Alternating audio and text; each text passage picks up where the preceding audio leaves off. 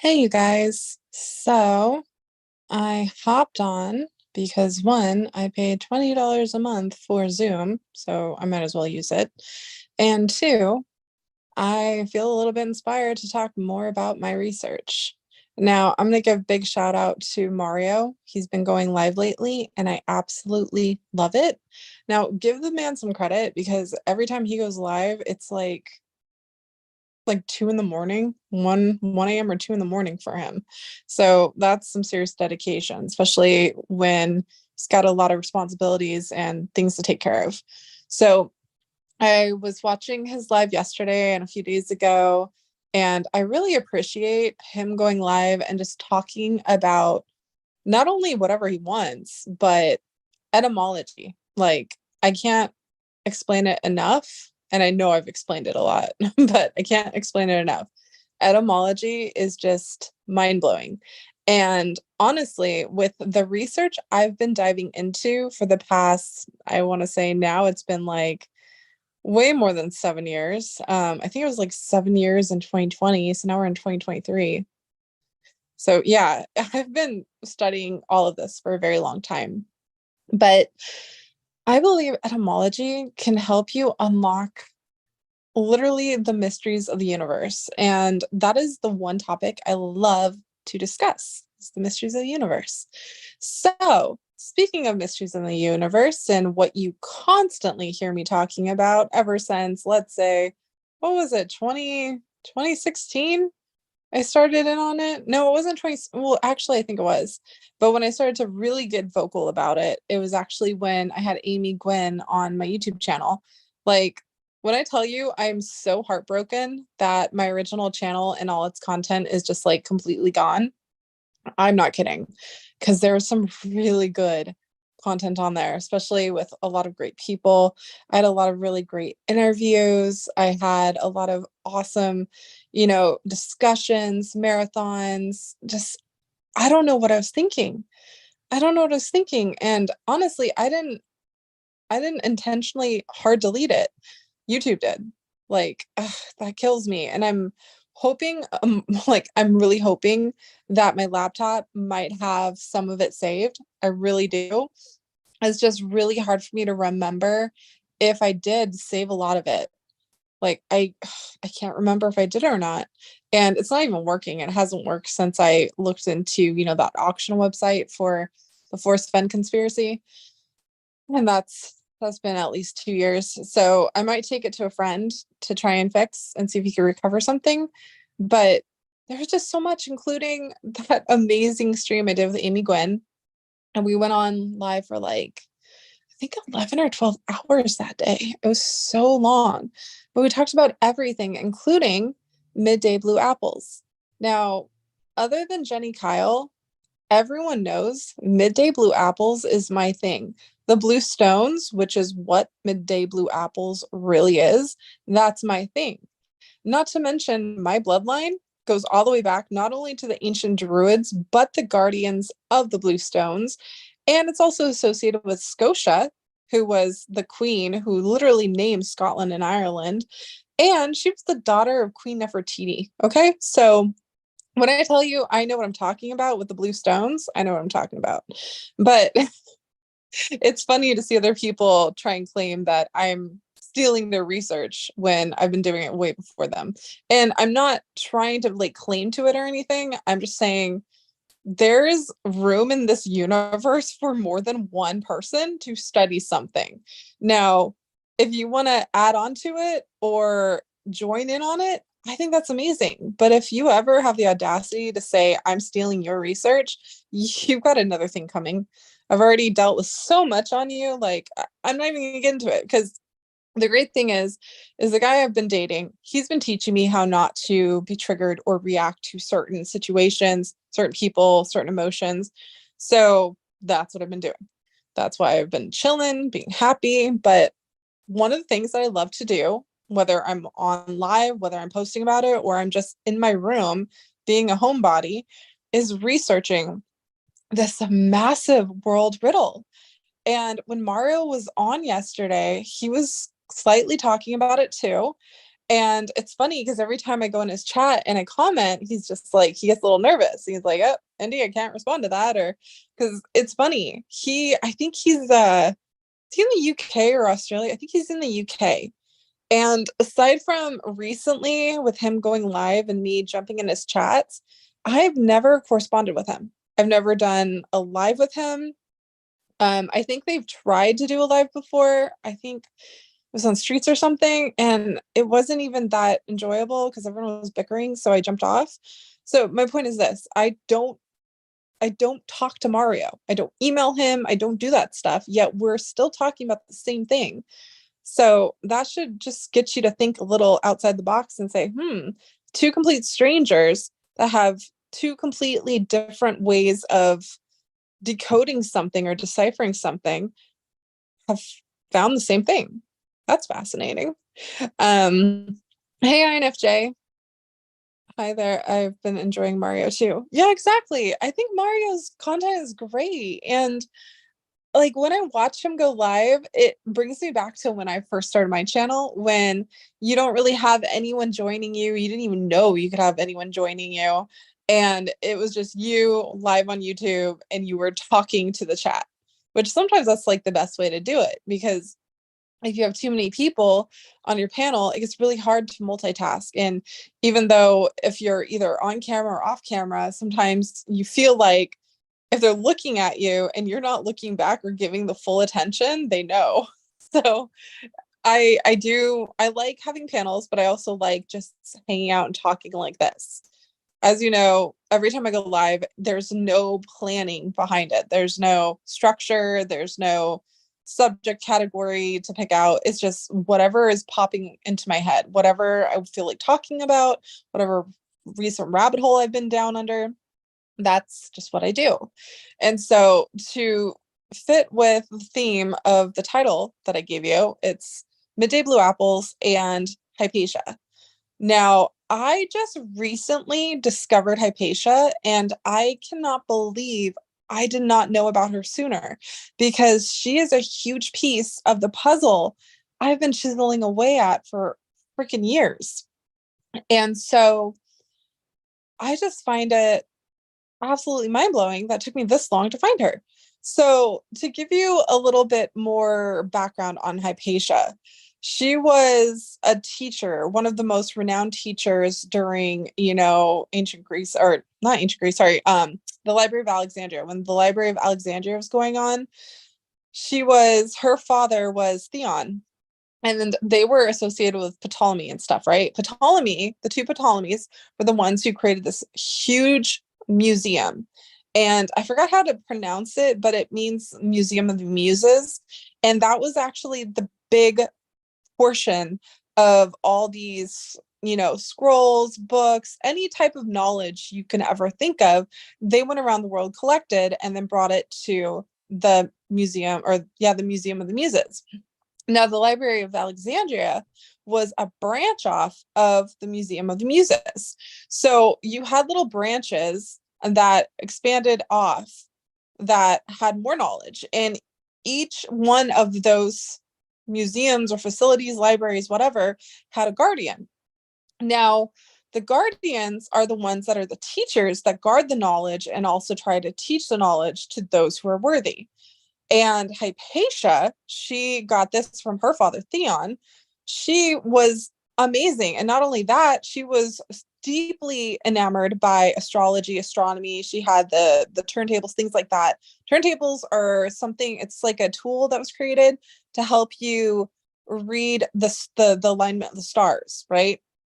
And the messed up thing is that she was murdered. She wasn't just murdered. She was literally dragged out of her carriage, taken to I think it used to be a church sanctuary or something, and they cut her to pieces with tiles. They tore her eyes out.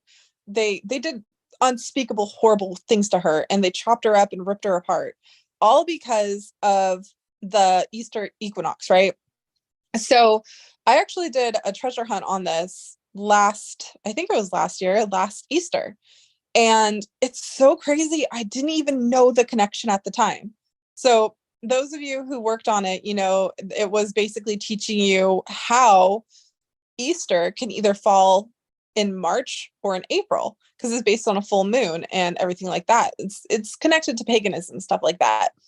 So historians and researchers, and I actually stand by this too, they believe that Hypatia was murdered because she actually cited, and I believe she said that Easter during that time fell within March instead of April. So March was for the Library of Alexandria, Egypt. And there was I forgot the name of the Pope. He was like one of the popes for Alexandria. And then there was a Pope for Rome, right? The Romans or whatever. And his name was Cyril, I think, Cyril. And it was a political scheme, right? It's all about politics and power and things like that. So you've got the Romans versus Alexandria, and they were like Christians versus paganism, stuff like that. And they were trying to find a way to coexist. Like pagans were trying to find a way to coexist with the whole Christianity movement, right? And they ended up murdering her. And it's literally Cyril, the one who's like Team Rome, murdered her because he didn't want them to know about Easter falling in March instead of April, because that was just a whole political movement. But beside the point, there was this whole entire secret society that exists that goes down.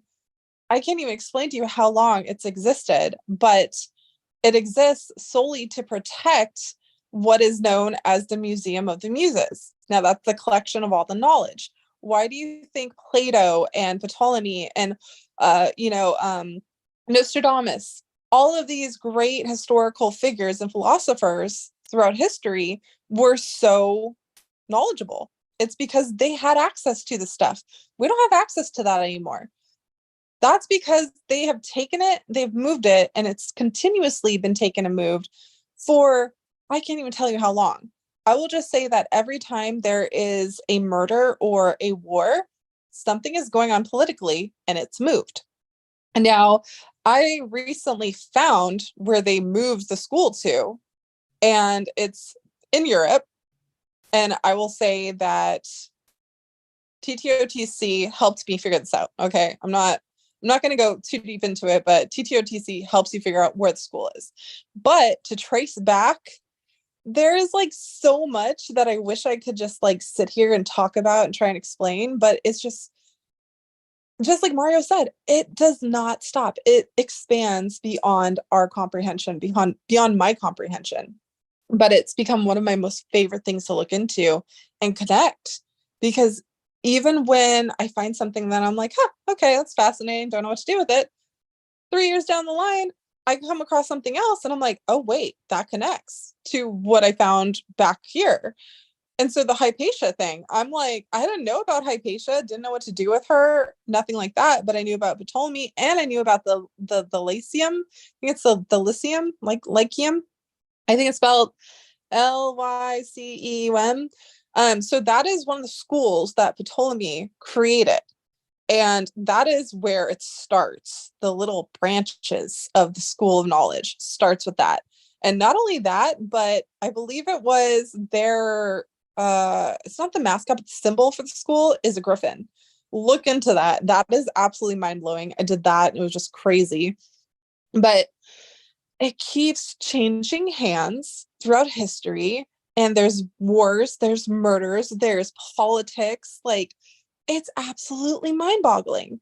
Now, let me get to Midday Blue Apples. So for everyone who doesn't understand or know what Midday Blue Apples is, you should go to Mysterious Writings. Jenny Kyle, love her to death. She's for those of you who also don't know, Mysterious Writings is totally Freemason based. Like, it even says on the website that's like funded by Freemasons and stuff.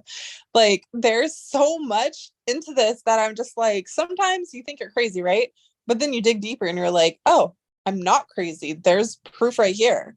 So Jenny Kyle runs one of the coolest websites about treasure hunts and treasure hunt creators, things like that, and lost or undiscovered, mysteries of the world. So there's something called Midday Blue Apples. Now, to give you some type of backstory on it, there's this place called Chateau Lyonnaise. It's in France. And there was this priest seigneur, I think it's seigneur, and he was doing like renovations on the church one day, and he discovered like a glass vial, and it had like alchemical powder, I think a piece of gold or something, and then a rolled up parchment paper that needed to be decoded. So Jenny wrote this really cool article on it where you could go and read it to get like more summarization on it.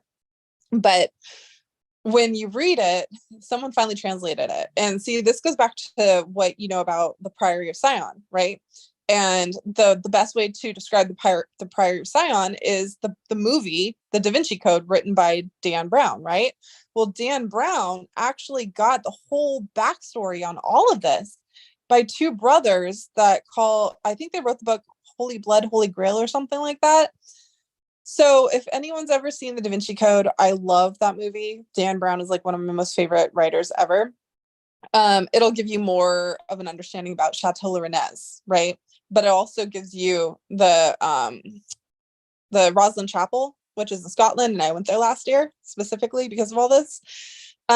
So they said that the Priory of Sion basically falsified that parchment for some like vendetta or something. Like they wanted to do something stupid, so they were trying to like push it off as it wasn't valid, it wasn't real. But so much research that I've been doing, like based on my research and my opinion, that all of that is real, right?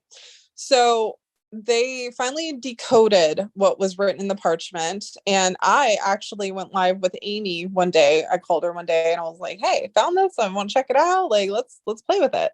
And like we were live for 11 hours and we were talking about it, and as I'm live talking about it with her, we're literally figuring this stuff out.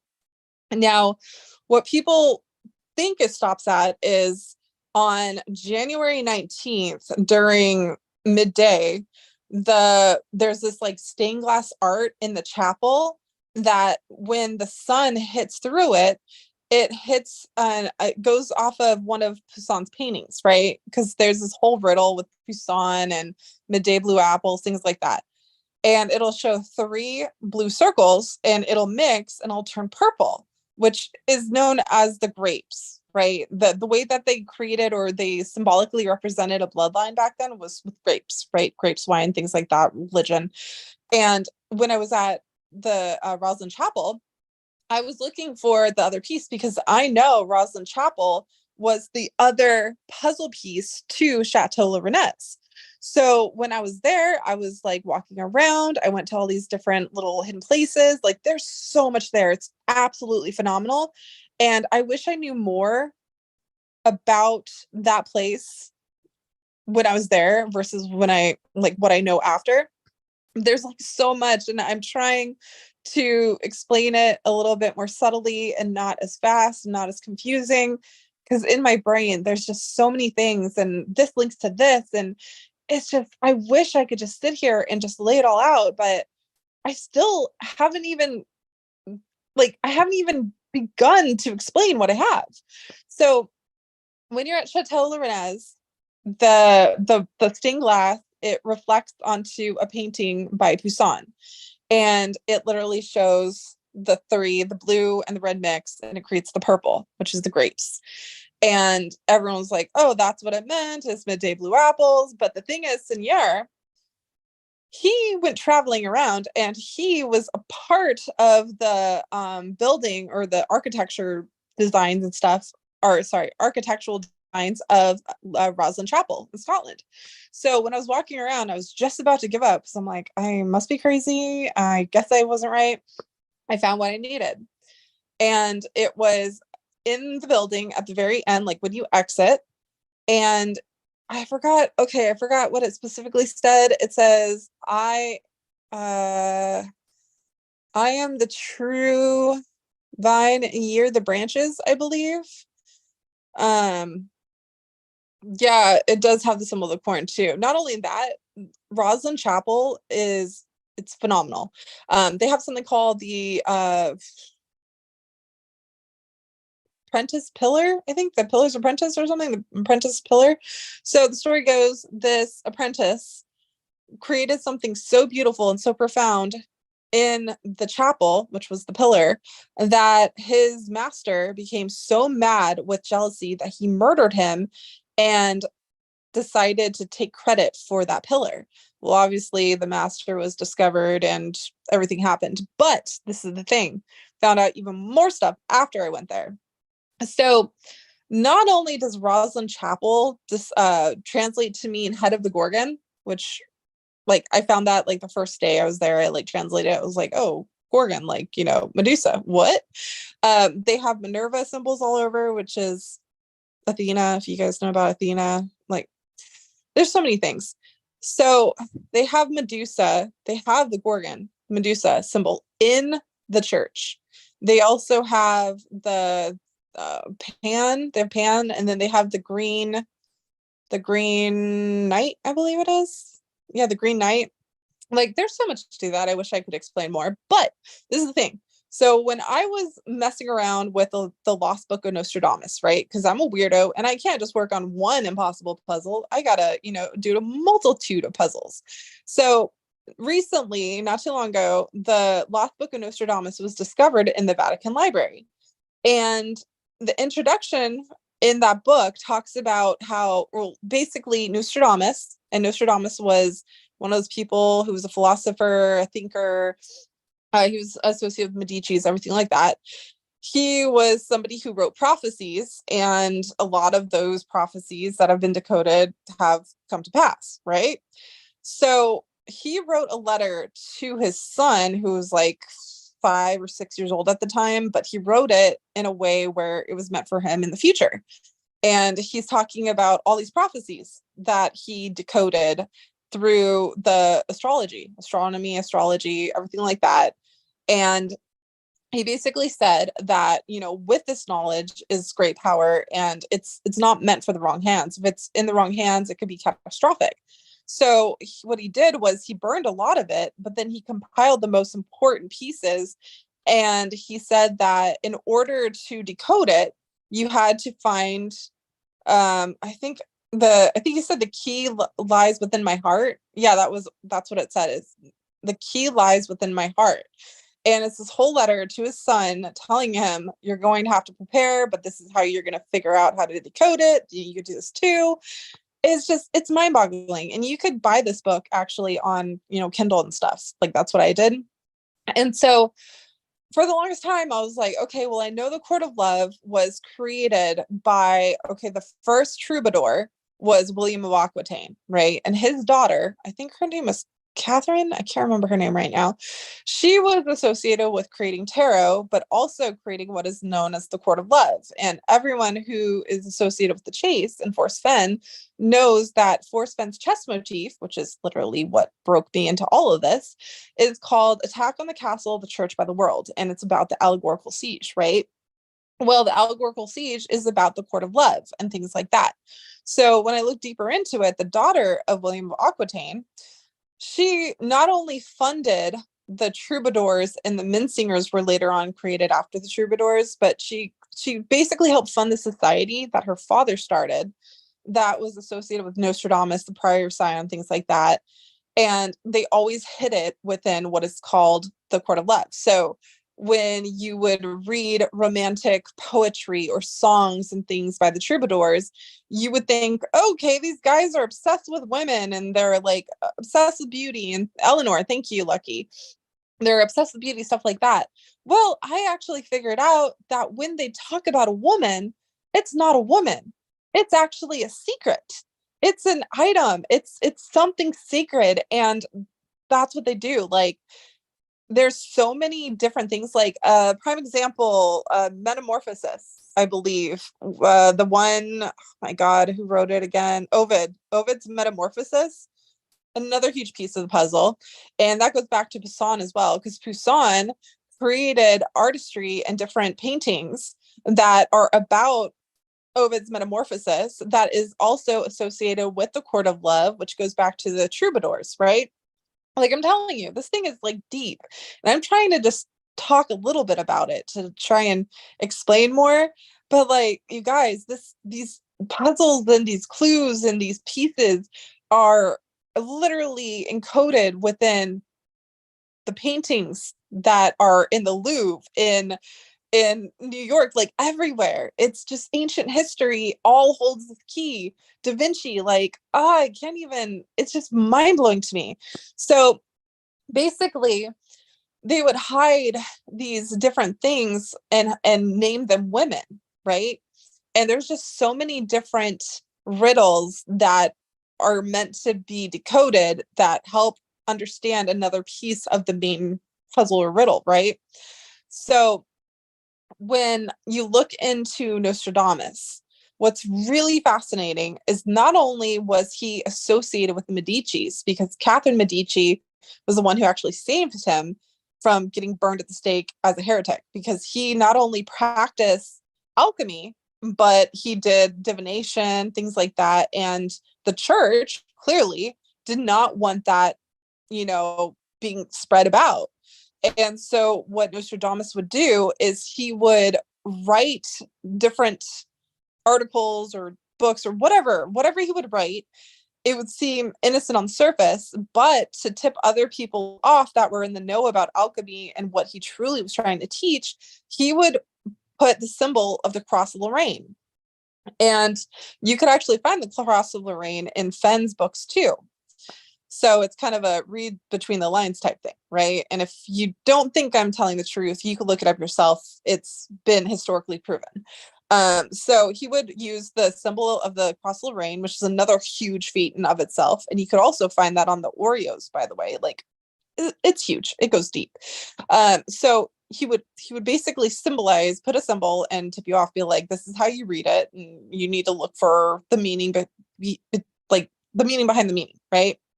And so Nostradamus was actually associated with Chateau Lyonnaise, aka Midday Blue Apples. And when I started working on this, I finally found out that Catherine Medici was associated with all of this as well, right? The Medicis are what you need to be looking at. And for those of you who don't know, the Medicis were the ones that had, at one time, the most powerful banking system in the world. Okay. It actually went with, the Knights Templar and things like that. And that's where the confusion happens with the mysteries behind Chateau Lyonnaise. They think, oh, it's the Knights Templar treasure. That's what people are actually looking for, things like that. It's bigger than that. It is so much bigger. So the Medicis that ran the banking system, it's a map to everywhere they hid their different treasures in the banking system. Okay, so not only that, it's also an association with the bloodline of Nostradamus. And his bloodline actually goes back to Pythia, who was, in fact, the very first oracle of Delphi. Okay.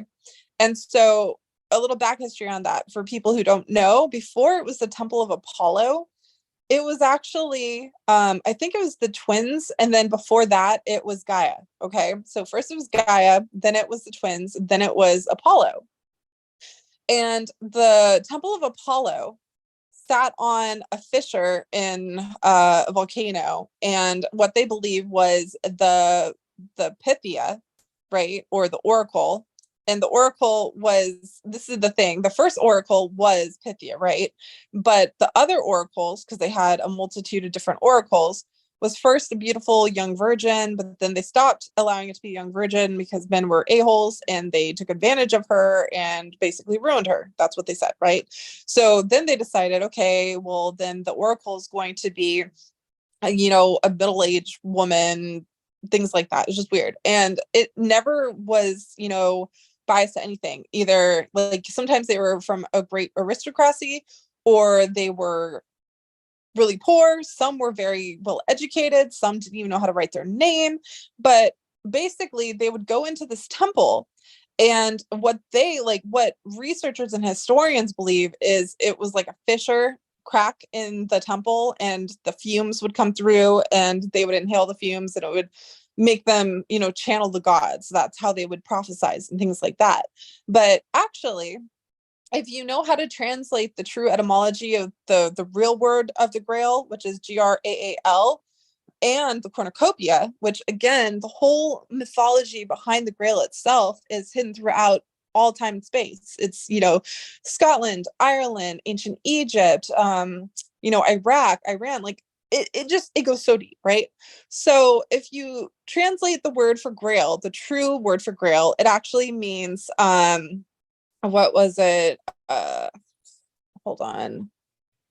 It was I just posted this today because it was like 3 years ago I wrote this. Crater. So people think crater was talking about the crater for the volcano, but it's not.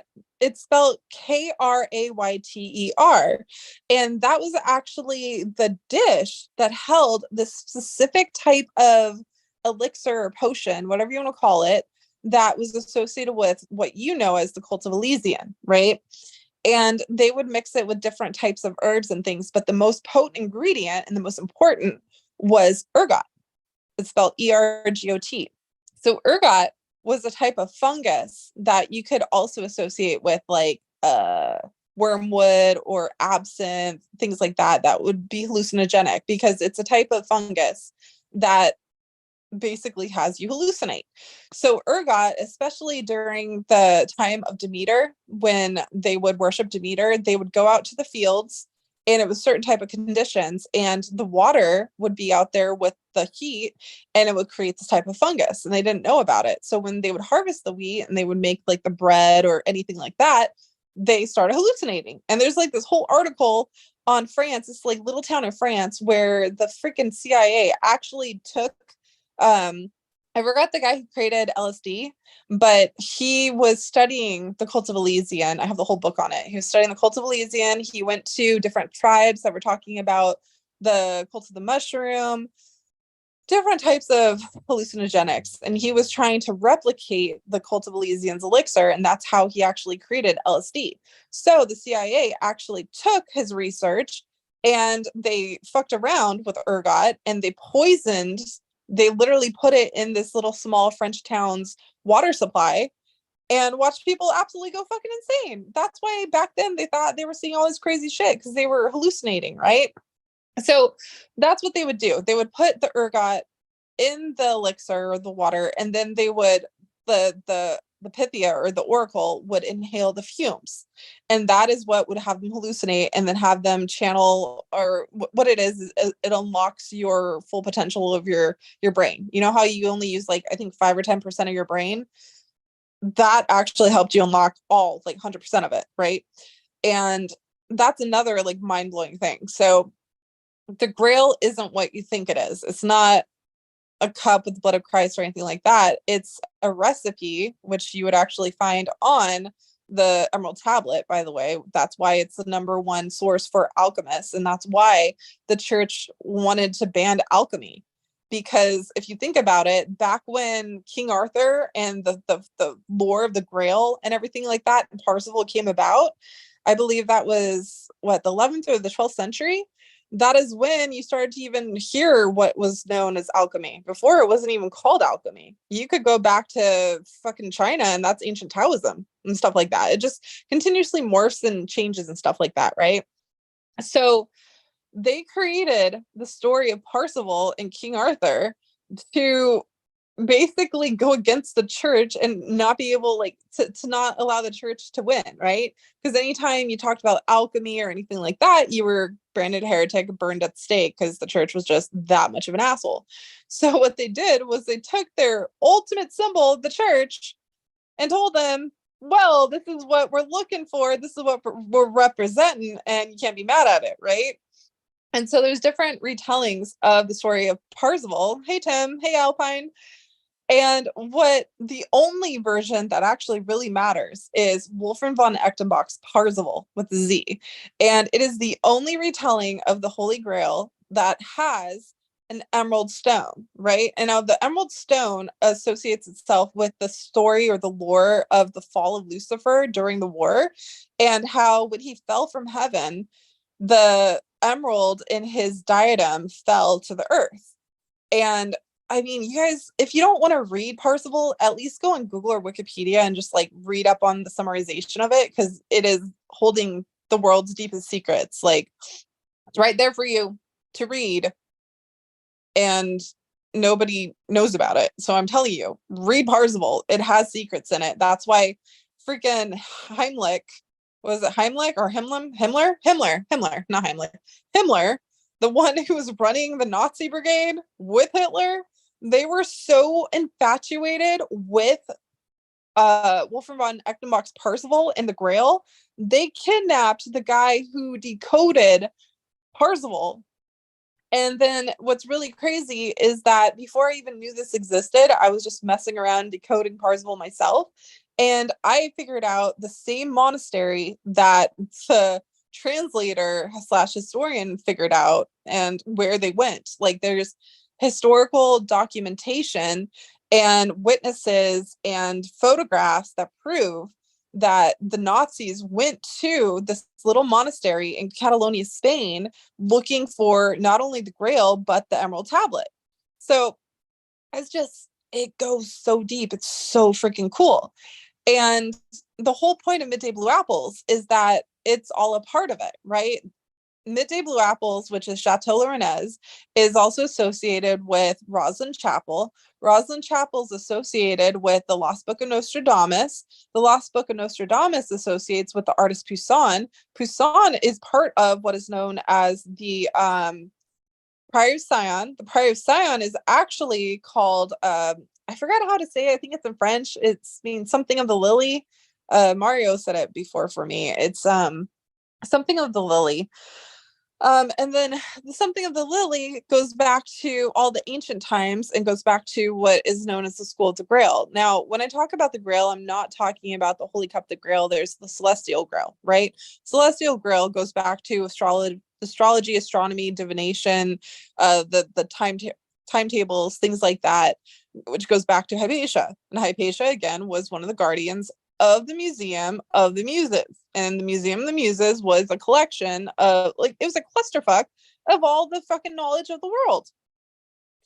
And so, what do you think happened? Like, do you ever look into the back history of the Library of Alexandria and how, Cleopatra and Alexander the Great, who, by the way, both of them went to the Oracle of Delphi and got their prophecies. And using all this information and knowledge that I gathered with all of this, I was able to figure out the area in which Cleopatra is actually entombed, because she is the opposite of the Alexander the Great. So Alexander the Great represents Apollo, right? And then Cleopatra was a representation of, I believe, Isis. I think it was Isis. And then another variation of Isis was this other name for a star. So it's the sun and the moon, right? And there's a specific star that associates. So in order to find Alexander the Great's tomb in Alexandria, there was the Tower of Alexandria, right? And on his birthday, you had to use his birthday at a specific time, there would be the sun that would actually hit this, it's like a type of mirror, that they created back then. They actually have them in the pyramids and stuff. It would create a sunbeam that would basically point directly to where Alexander the Great was meant to be entombed. Now, if he was the sun, again, Cleopatra was the moon. And what's fascinating is, again, in order to know where Alexander the Great was, you need to know his birthday, you had to know a specific time, and you had to use the sun with the Tower of Alexandria. Now, Cleopatra is also associated with Alexandria, right? But you have to use the star slash moon, and you have to know her birthday. Nobody knows her birthday except for her priests. Cleopatra had her priests. There are these Egyptian priests, and then they're like super sacred. And there's this one lady who's been spending, like, I can't even remember how many years excavating and looking for the tomb of Cleopatra. And she just recently found Cleopatra's priests, which is like mind-boggling. Like, it's a huge discovery, and it's sad because they're too busy teaching you about fucking Kim Kardashian instead of telling you about the discoveries of Cleopatra's priests, okay? And Cleopatra's priests were the only ones that knew her birthday. So it's just there's so much, and you have all these amazing freaking minds in the golden age and different things, Da Vinci and his freaking inventions and creations. You've got Nostradamus predicting things because he knew how to read the damn stars, and nowadays you're lucky if you even understand arithmetic. Like, it's just insane. So this is the type of rabbit holes I go down when I feel like it. It's just a whole clusterfuck of everything is all associated with each other.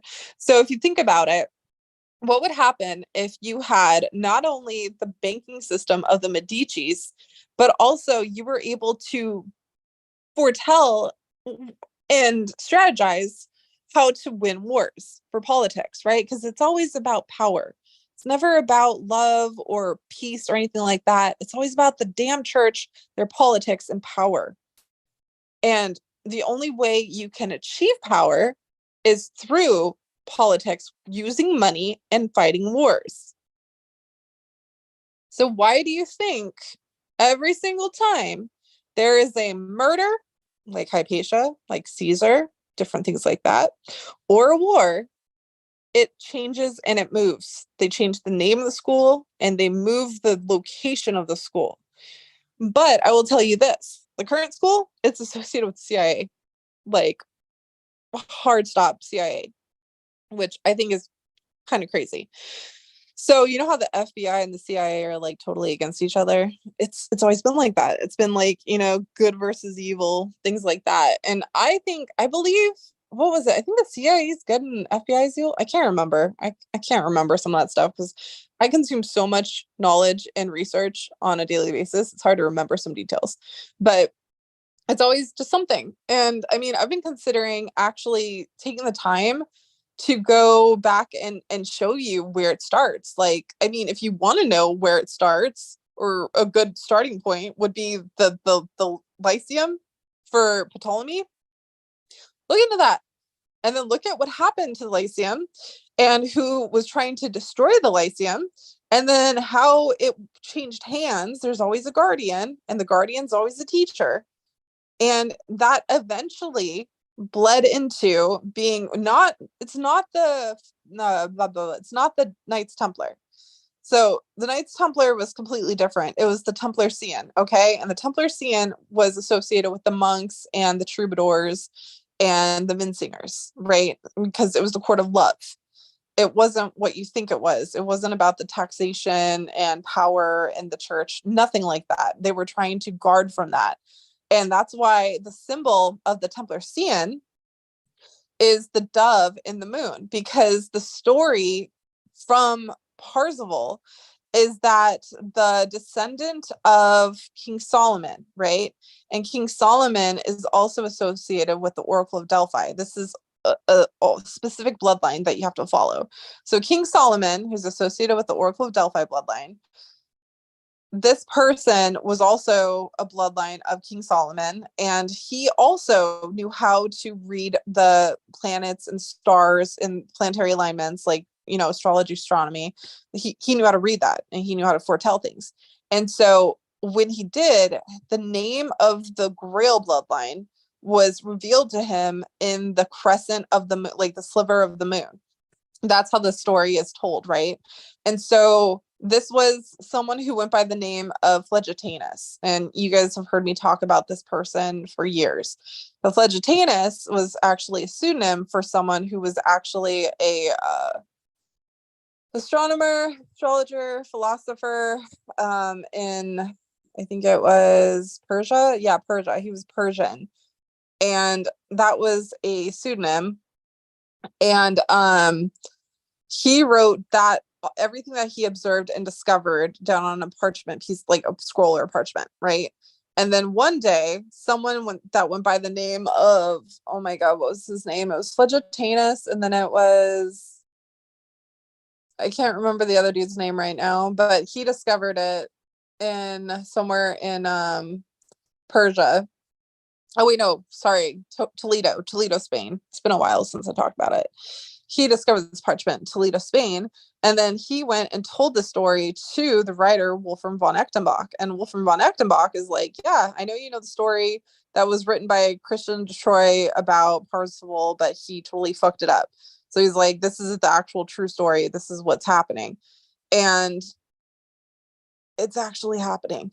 And what's even crazier is when I decoded all this, I found a book that I was meant to find, and it has the dove in the crescent of the moon. So the dove actually represents the guardians of the Templar Tian.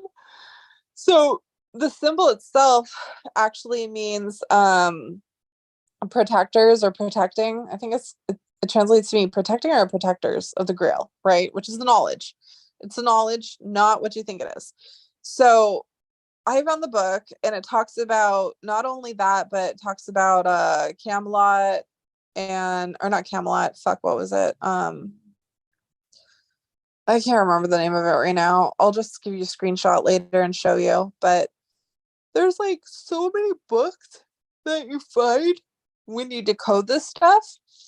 And then you could just be like, the other day, the only reason I discovered Hypatia was because I was on TikTok, and they were like telling a story about this girl who was smart and educated and beautiful. And then one day she just got murdered. I'm like, what? So I looked into it, and I was like, oh shit, this is about the Lyceum, which I've been looking into forever. And so I dug deeper and deeper and deeper. So yeah, she was a guardian. Anyone in the bloodlines that could foretell or read the planetary alignments and the stars, and the whole point is that they can tell you what's going to happen. They can prophesize, right? They're priestess prophecies, stuff like that. That's the bloodline. And Nostradamus, in his book, the last book of Nostradamus, literally tells you that he is of the bloodline of the Oracle of Delphi, the original one, Pythia. And again, Pythia goes back to King Solomon. So it's like, you've got all these different variations. And then what's even crazier is that these societies that are branched off of all these other things, they put it right in front of your face. They put it right in front of your face. Like, has anyone watched the recent Shazam sequel, like Shazam 2? Anyone watch that? Maybe you should. There's just so many things that they just go, hey, look, we're going to dangle a little carrot, but we're going to call it fantasy or mythology or fiction, or sorry, science fiction. And people are never going to be aware it's actually real, except for people like myself and Mario, and sometimes Tim. They figure it out. They see it. So I'm sorry, when someone sits there and says, oh, you stole my research about Midday Blue Apples, please let me know when you get to this level, because I haven't even shared anything that could actually explain to you what it's really about. Like, it just baffles me that some people have the audacity to say shit like that. But aside from that, you go into Poussin, and again, remember, Poussin was a piece of the puzzle for Midday Blue Apples. His paintings are actually meant to be all one, right? He did a multitude of paintings over his lifespan, and they're all meant to be put together. And I actually took screenshots doing that, and it creates Acadia. And that's just a puzzle in and of itself. Like, there's just so much. And then there's like letters from, I think, King Henry the Eighth. I can't remember. Was it King Henry the Eighth? King Henry something. He wrote letters. Prior Scion wrote letters. Big important historical figures wrote letters, and they all talk about how they're all sitting on a secret that's so profound it could shape the world. It's just pretty crazy. Jesus was a descendant of King Solomon and his brother Nathan, so you could say that he was a double seed of King David. Interesting. Someone said that Alexander the Great's body was brought to America. That's weird. Well, I do know that Mark Antony and Cleopatra, Ark of the Covenant, they ended up giving the Ark of the Covenant to their love child or whatever. Let me see. Refresher. Every time you say that, I get goosebumps. Wait, get goosebumps about what, Lorraine? Catherine de Medici was the Queen of France. They are not the bloodline of Jesus. No, I never said that Catherine de Medici was the bloodline of Jesus, ever. I was saying that the Medicis were associated with the society that hides this stuff. And that's why it was Catherine Medici's son married, I can't remember her name right now. She was like the last person associated with Chateau Rennes. And the thing is, when her husband died, she inherited these documents left behind by her husband's father. And obviously that was the king of France. And that's what her whole family was trying to like sue her for, because they wanted to take it. And that's what Seigneur actually found, were these blueprints and these documents from the king of France that told you where the whole entire Medici banking system was fucking located. That's why he was able to renovate and go spend a bunch of money and do all these things, and people were talking about it, and they had to go hide it in the paintings. They purposely hired and commissioned Husson, who was a famous artist at the time, and then a couple others, to hide this information in their paintings. And again, the Midday Blue Apples is the symbolic representation of the bloodline of basically not just Jesus, but being able to like foresee things. Like, it's the ultimate power tool. Basically, you got a lot of money, you can foretell and strategize what your enemy's gonna do. So whoever holds this information and the money are going to be able to like literally dominate the world. So I'm pretty sure you don't want a maniacal, crazy, psycho person to be in possession of this. So yeah, that's why there's always wars and politics and murders and unexplainable shit happening. And we're just like, okay, cool. Because that's what they're actually fighting for. I mean, would I love to actually go to the school and see the scrolls and the things that they have? Yes. But the only way you could do it is if you are initiated. And the only way to be initiated is to figure shit out. So there you go. The Medici banking system is well known in Italy. Yeah. Someone said that okay, what else do you say? I worked on this years and years ago. Ooh, interesting. Dan Brown wrote about the bloodline of Jesus via the Chateau Lornez. The message that was found was about Merovingians, first kings of France. Yeah. Weren't they talking about like, it's like the Cathars versus the Aryans or something? And that's why Himmler and Hitler and Himmler, so original. They were obsessed with the Aryans, and they were basically trying to eradicate the Jews, which is exactly what was happening at the time the murder of Hypatia happened. They were like kicking the Jews out and everything. Basically, it's just like, history repeating itself. The Vaticania. Oh, what? Oh, the prophecies of Michael Nostradamus on the future viscars of Christ to Caesar, his son. Interesting. It was discovered in 1984 by the Italian journalist Enza Massa and Roberto Pagnotti in the Central National Library in Rome, Italy. Yes, Zozo, thank you. Yeah, like I'm not like, has anyone ever read the books by Manly P. Hall? I love those books so much. John Miller, he actually sent me a whole bunch of books. And one of my most favorite ones is Manly P. Hall. Like, he talks about the School of the Grail, about the secret societies. And like, again, keep in mind, everything that I talk about and discovered, I found before I found these dudes. The only reason I found all this other stuff is because I already knew it existed. So it's really cool to find it yourself and then find out after you discover it that someone else discovered it long before you ever discovered. Like, what? Like, that's freaking cool. So Manly P. Hall is super important, and he talks about your pineal gland, decalcifying your pineal gland, how to unlock complete and total consciousness or divine consciousness. That's why the Romans, especially fucking Emperor Nero and shit, why they went to the ancient Druids and basically eradicated them. Because the ancient Druids and the pagans, they were the ones that were practicing exactly what they didn't want to happen.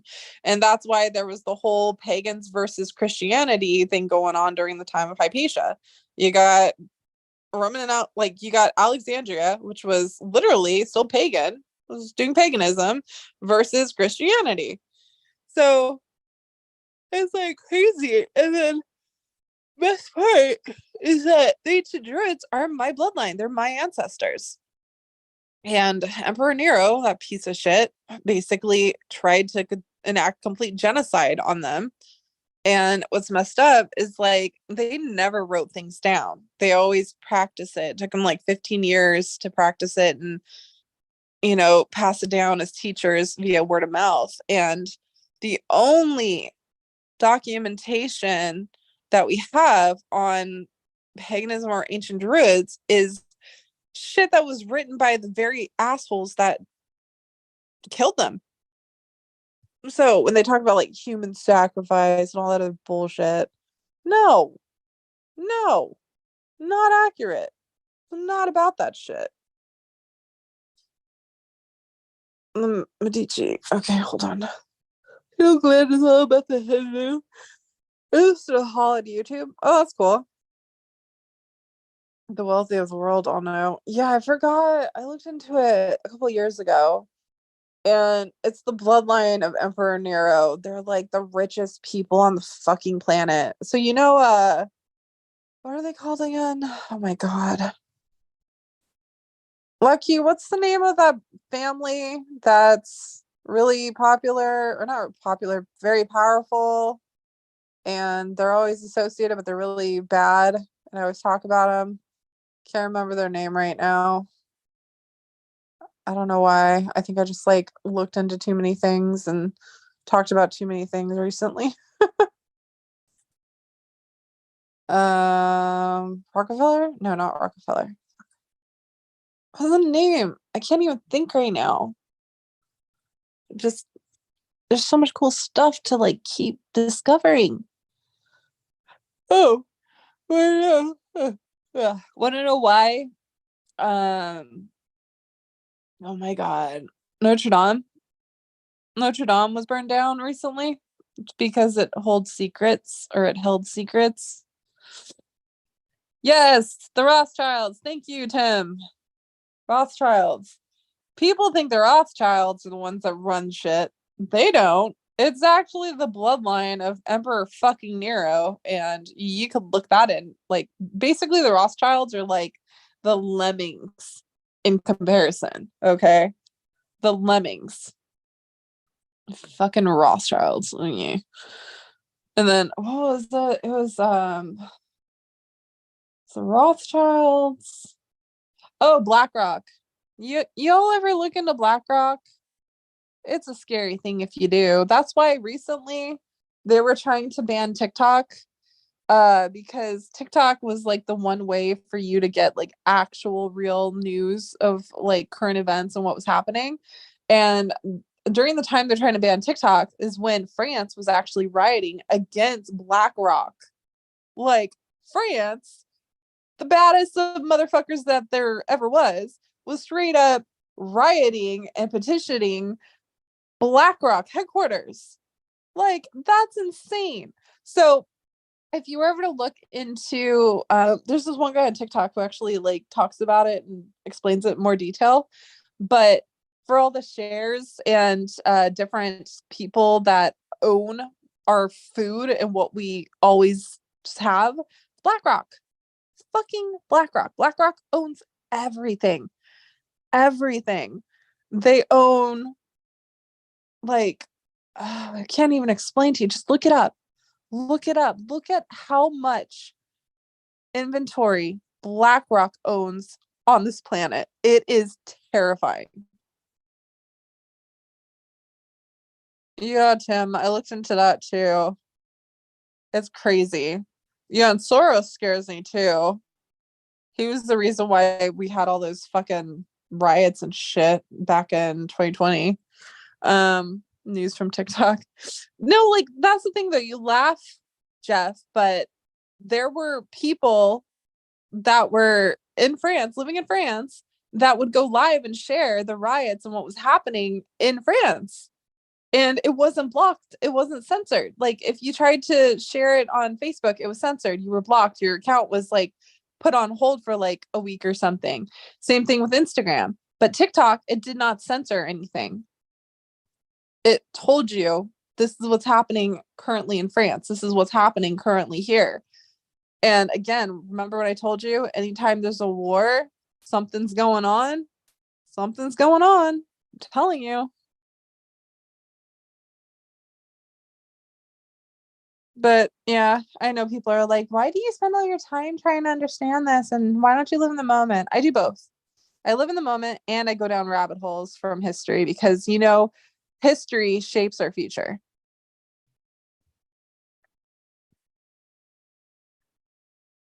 And I just wish that more people would listen to like Tim and Mario and Davey. Because, like, okay, prime example. Did you know? I think it was yesterday or 2 days ago. It was caught on not only a police officer's body cam, but multiple other social media things. Something literally shot out of the sky and crashed Earth. Okay. And it was in Las Vegas, Nevada. And there was this family that actually saw it crash in their backyard. Like it crashed in their backyard. And I think it was CBS and a whole bunch of other places were just now talking about it. They were like, a family claims to have seen aliens. Like they called in 911 and they were like, there are like 8 or 10 foot, like 2 10-foot creatures with big eyes just staring at us and shit, right? And the 911 dispatchers like think they're pranking and they're like, no, I'm not. And then the cop that was literally right around the corner was the one who captured the body cam footage of like this blue light just falling out of the sky and crashing. And so he went to the house to investigate to see what was happening. And it wasn't until yesterday that there was finally like footage being shared on TikTok and other places because the family like took video because the son was out in the garage or something working on a car with his brother. And then all of a sudden a crash happened. They go out there to look, the whole family's looking, and then they see them and they're like, they're freaking out, right? So the video footage that they posted, it looks like nothing, right? They're like, oh, see something, they get scared and they run away. But there's people out there that like to just dissect the fuck out of things. You actually can see something, and it freaked me out so bad yesterday when I saw it. Like you could see a black mass shadow, which I've seen multiple times before. And you could also see like this hand or something like moving behind the fence of the video. And it's just absolutely terrifying. So they're just now finally suddenly talking about like aliens and things like that. Like NASA's talking about it and like the presidency or the like politics. They're finally talking about it. And I just still find it so funny that we're so wrapped up in our own like materialistic world that we think we're the only life in the entire fucking universe. Sit there and think about that for a second. Like you were a speck of dust floating in the most expansive, never-ending fucking like vacuum abyss and the galaxies within galaxies. Like, I mean, the Andromeda galaxy is about to crash into us, so there's that. But we're gonna sit here, and we got Mars, we got we got all the planets, right? Got the moon, and we're gonna sit here and say we're the only fucking life in all of existence. Do you not see what's wrong with that? Like when people say, "Oh, do you think aliens exist?" and you say, "Yeah, I think aliens do exist," and then people laugh at you and they're like, "Oh, you're stupid. They don't exist." Who's the idiot now? Honest to God, who's the idiot now? You were a speck of dust floating, and you're the only life form. Like we are the only life form on Earth. That really? Aliens aren't real? Okay. That's why I love talking about aliens, because it's like, of course there's more than fucking us on the planet. It scares me how bad that society is brainwashed. And then, and that's what sucks. It's like, I don't intend to talk about religion and politics, but it always ends up happening because that's what shapes our fucking universe is religion and politics. And they tell you how to dress, what to eat, how to think, where to work, like everything, how to live your life, how to retire. Subliminal messaging. They can make you fat, they can make you thin, they can make you smart, they can make you dumb. And everyone's just like, you're the fucking idiot or you're the weirdo for thinking outside the box. Like, I wish more would think outside the box. It's called enlightenment. But the aliens didn't eat anyone or go on a killing spree, so they're probably cool. Tim. I watched those news stories hours after it happened. Well, Jeff, did you watch the video that the family finally uploaded? We'd be small-minded if we thought we were the only inhabited planet in the universe. Exactly, Tim. Exactly. That's why I get so like sassy when people tell me like, "Oh, you think aliens exist? You're stupid." I'm like, you're stupid. Drives me crazy. People are treated like mushrooms, feed them bowl and keep them in the dark. Oh, feed them bowl. Okay, like feed them bullshit. People are treated like mushrooms, feed them bullshit, and keep them in the dark. I would actually change that because mushrooms are actually the key to enlightenment. So I'm ready for aliens or zombies. Oh, I don't want zombies. No. I'm not in the mood for zombies, dude. Aliens, yeah. Like, yeah, aliens, cool. Maybe they could, like, you know, take me to, like, anywhere but here. Sometimes I'm just, like, over it. I think I saw a meme the other day, and it was, like, this person in a cornfield looking up at a UFO spaceship, and he's saying, "I will literally pay you to abduct me." I think that's so funny. Because that's what's happening now. Like, look at our society and our world today. Just look at it. There's just so much going on that isn't good. And yet we're going to sit here and obsess over who found a fucking box of gold 3 years ago. I understand wanting to figure out more, right? I understand that. What I don't understand is being so fixated and thinking you are the true solver for money. Like, if you're so fucking obsessed with money, you already failed. Like, why do you need money? Why do you need money? Why do you need validity? Like, why do you have to fucking haunt our YouTube community and Chase community with all of your delusions? Like, I sit here and talk about aliens and I'm telling you, you're delusional. Like, come on. I'm just so tired of it. I'm so tired of people thinking that they're the scorned solver and that other people like myself and Christy and YouTubers are literally the reason why they're not getting their fucking winnings or the reward. Like, you do realize we're fucking people just like you who got bored, discovered this hunt, and then decided to be brave enough to start our own channel. And that's going to put us in the line of fire. And the reason why you're not a winner, it doesn't make sense. It doesn't make sense. Like, I'm ready for aliens. Lorraine escaped from Area 51. Cough, Josh. Oh, God. I know, Tim. I know. Oh, it's horrible.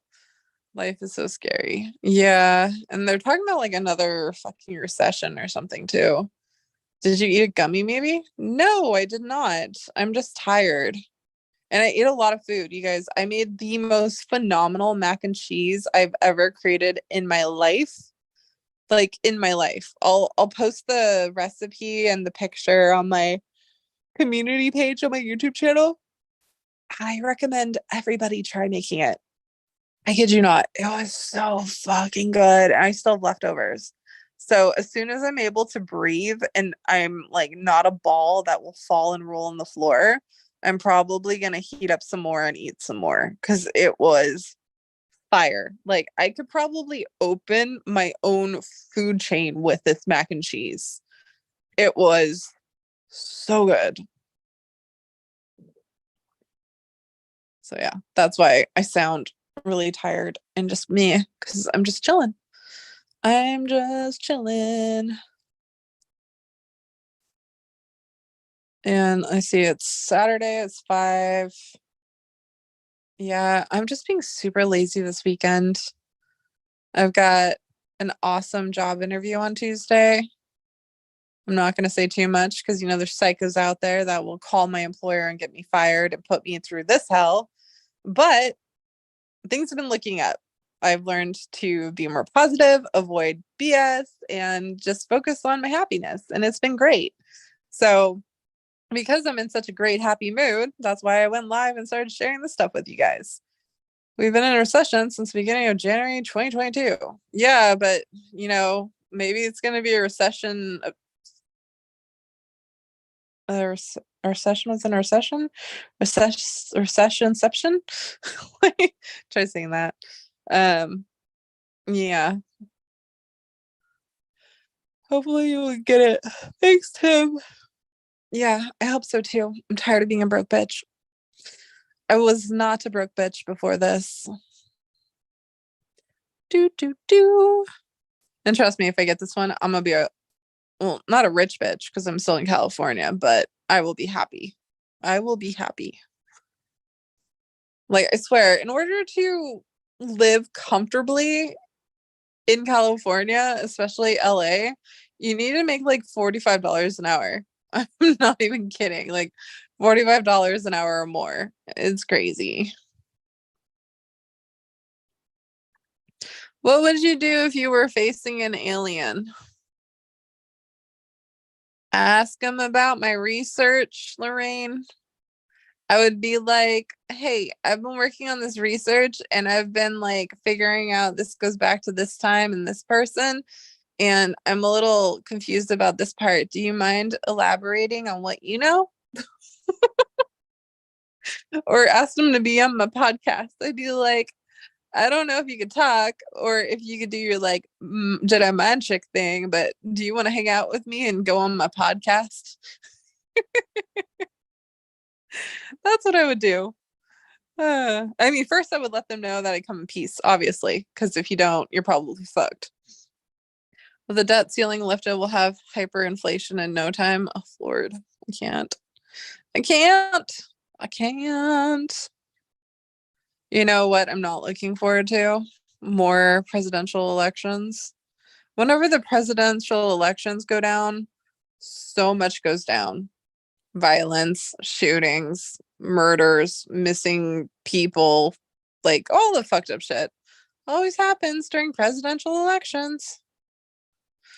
It's like, oh, I'm running for governor and I want to prove to you that I could get guns out of our fucking town. And then all of a sudden, there's a fucking school shooting because it's like literally pushing their propaganda. Like, oh God, it's so obvious. It's disgusting. Um,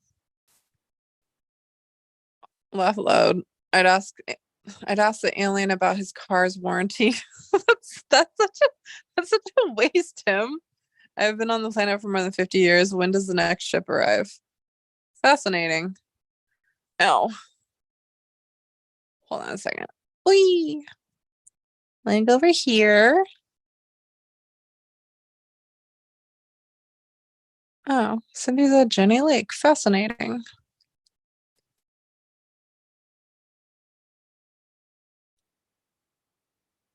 Oh, good Lord, I can't.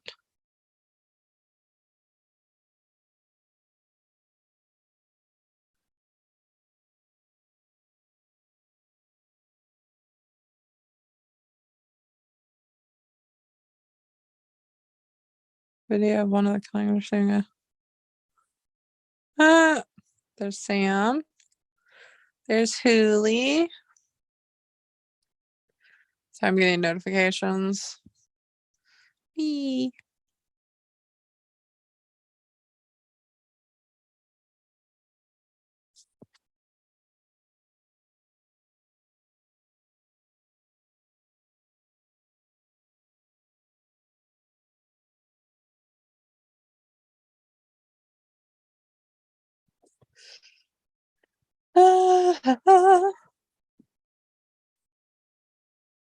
Okay.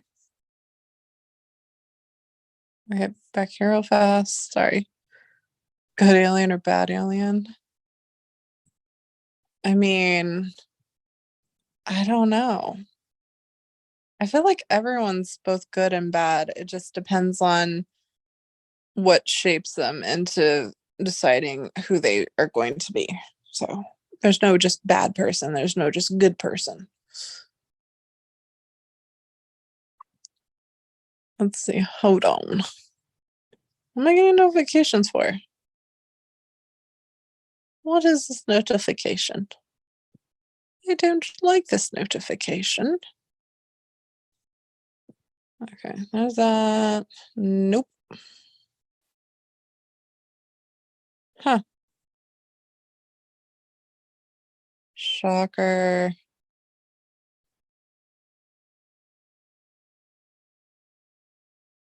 Oh, so there's a video on the UFO mystery in Las Vegas. You know, I am curious why it's always New Mexico and Las Vegas. Wonder what's around there. Like, maybe it has something to do with the ley lines? Oh. I want to read up more on ley lines. That's another like mystery I'm gonna look into.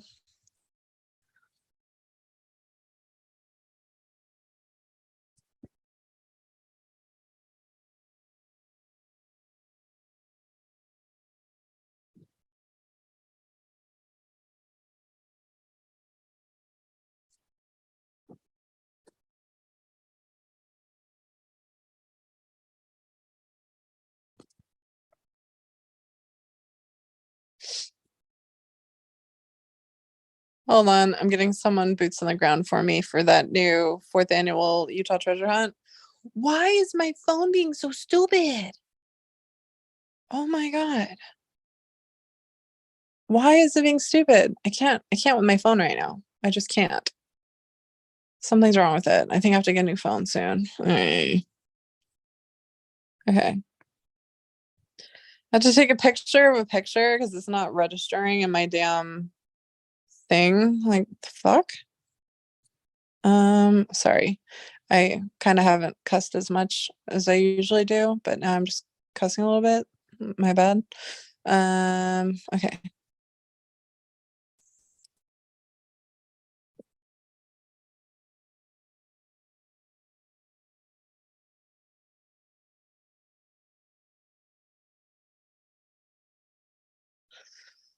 Do do do.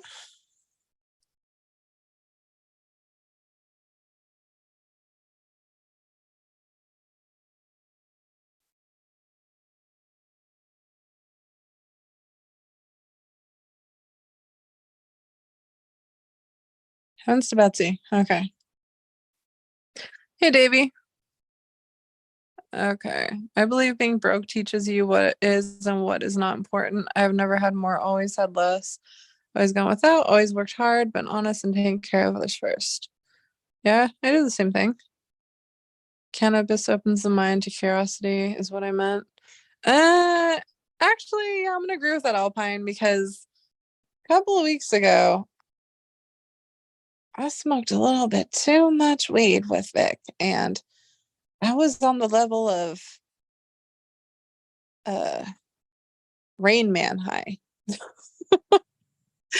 Like the whole universe opened up to me and I was just like, I can't even explain it. Check out the ice wall theory when you have time. Oh, okay. You sound like a good person. Yeah, the client hunt. Do do do do do.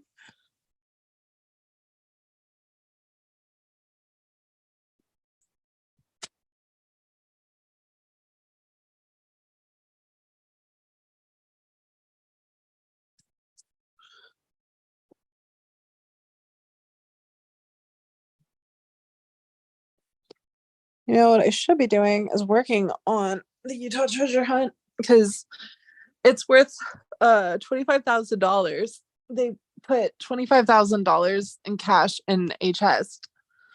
And the thing is, normally when they do this, when they go and launch this, they do it every year. This is the fourth year. It gets solved within like a couple of days. I think the other one was a week. Now it's been like, I think almost a month and it still hasn't been solved. So I finally paid attention to it yesterday and I was like, oh, this looks fun. And then I worked on it and I was like, oh shit, I know the answer to this. So I narrowed it down. I narrowed it down really, really well. Yeah. But I am really sleepy and tired because I ate a lot of macaroni and cheese. A lot of macaroni and cheese. Actually, here, let me take a screenshot of my recipe and my picture.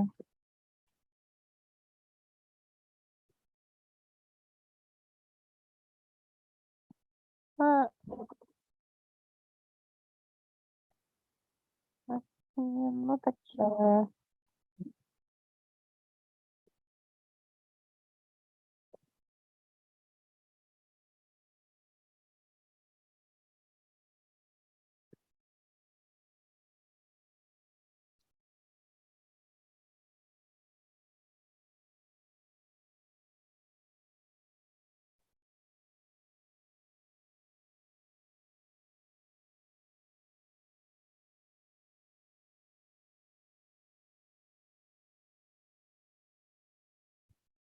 I will say this.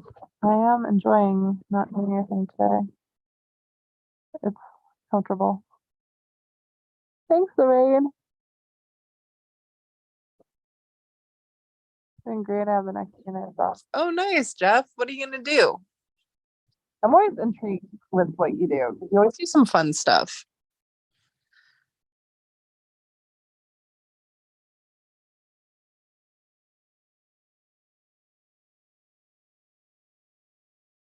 Is there like anybody else live right now? I don't see anybody. I didn't notice. Notification for me going live did not go off. It doesn't do that anymore. I don't understand why.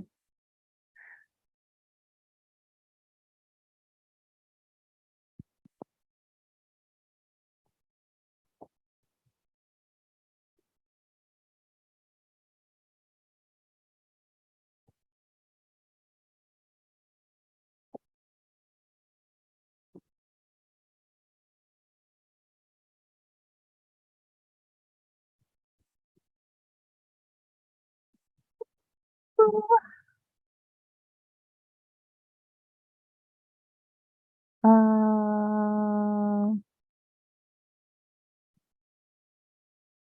where art thou? Yeah, I don't think anyone's on my live, so there we go. What's going on in Discord?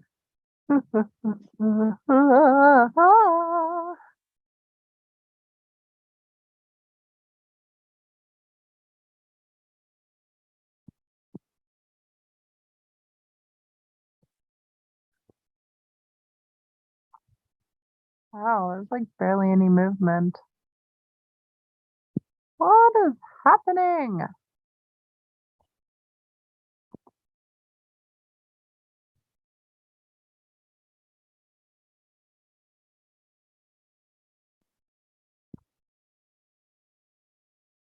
I love video.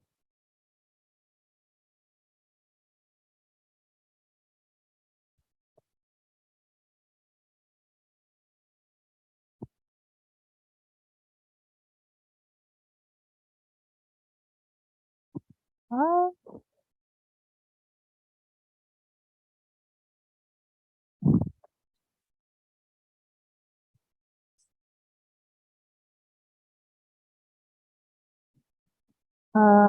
Hold on.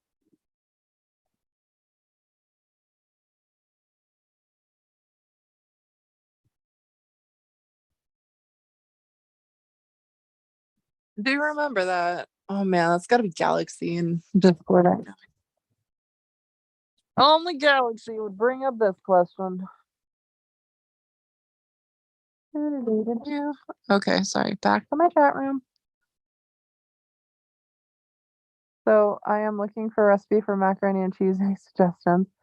Yeah, hold on. Let me get to it. I got distracted. I'm always distracted. Go to my page. Go to my thing.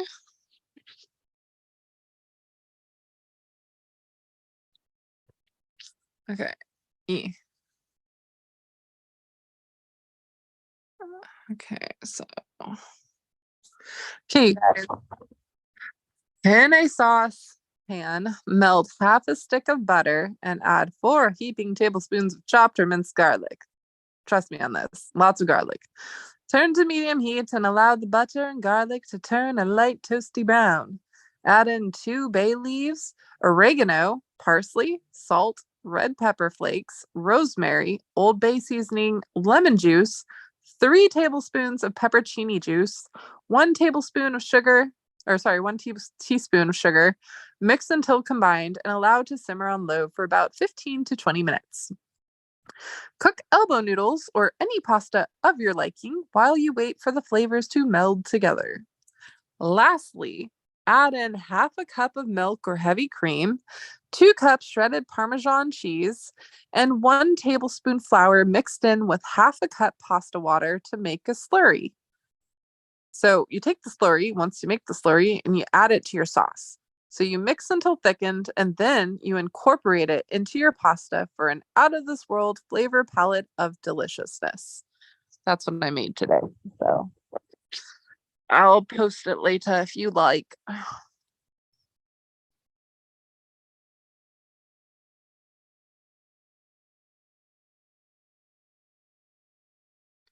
Yeah, did Jacob and Aaron been working on my garden?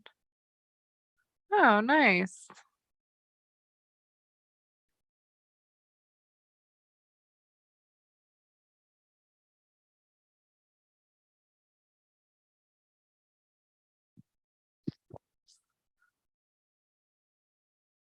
Ow. Oh my gosh. I don't know, you guys. I just find it so weird right now that there's just like nobody around anymore. I mean, I don't blame them. It's nice to have a life again, but it's just weird that nobody's around anymore. You lost me on oregano. I mean, you could take out the oregano, Lorraine. You could add or deduct anything of the ingredients to your liking. That's the lovely, wonderful thing about cooking. Do do do do do.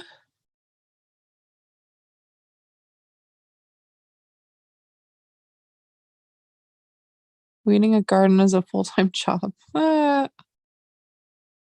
Weeding a garden. Yeah. Gardens aren't really my thing. They probably should be though, but no.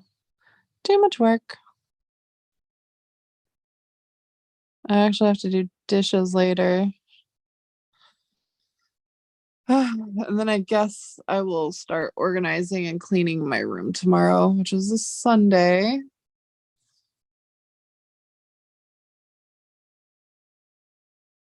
Uh, Kind of bummed though. So Vic went to Vegas on Wednesday and he just got back yesterday. But when he got back, he was super tired. He slept. And then we were gonna hang out tonight, but he's actually got food poisoning, which is horrible, but I totally believe it because I got food poisoning when I was in Vegas. Like, ugh, Vegas always gives food poisoning. So yeah, I'm just staying in, chilling. I made a bunch of food. Um, what is it? Oh, I was gonna start a new TV series, or it's not new. I guess it's been out for a year, and they're just now releasing the second season.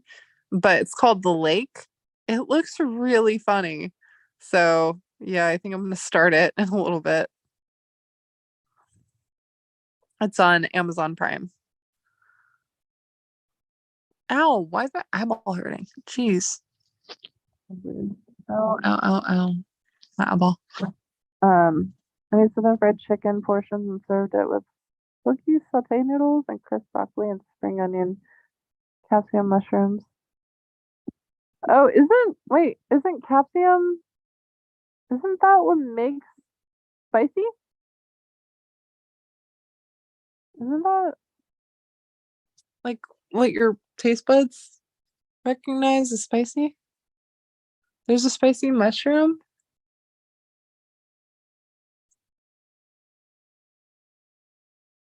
Sounds good. Yesterday I made garlic chili, like hot, oh my god, I don't even know how to say it.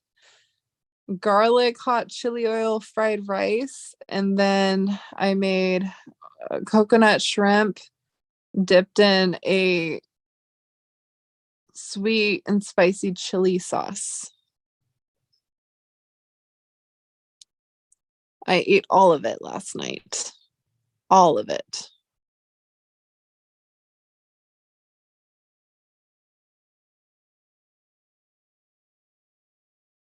Broccoli.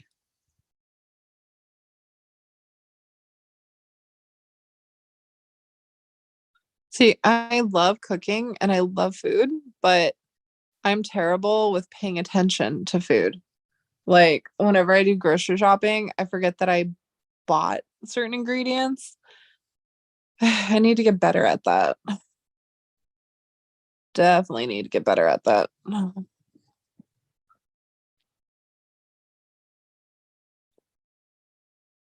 it's also hard for me to do too because, like, whenever I go to Vic's, I'm there for like anywhere from 3 days to 5 days at a time.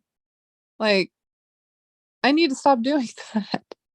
I need to like go home and shower and change and then come back or something. Like, it's not even that far, but it's just funny. I don't do it.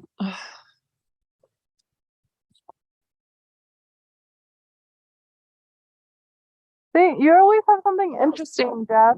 I have Lincoln cut teriyaki beef short ribs to grill tonight. That sounds bomb. That would go great with my macaroni and cheese. Here, I'll send you some macaroni and cheese if you send me some of that steak, or not steak, sorry, short ribs. No. I don't think I've ever tried making steak before. And I don't think if I want to. I think I'd buy the ingredients and then have Vic do it because he makes really good food. Like really, really, really good food. And I bow down to his cooking because even though I make really good food that's like super flavorful, his cooking wins by far. Like, I don't even want to like compete.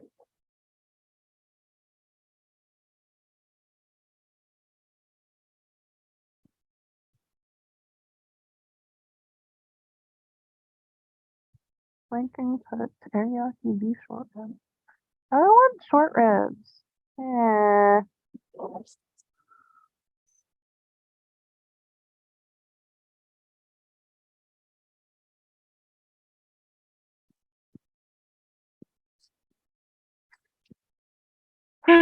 So much for that.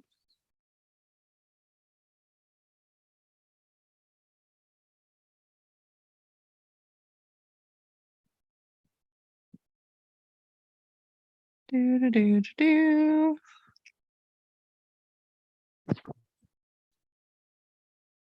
Oh, where did it go?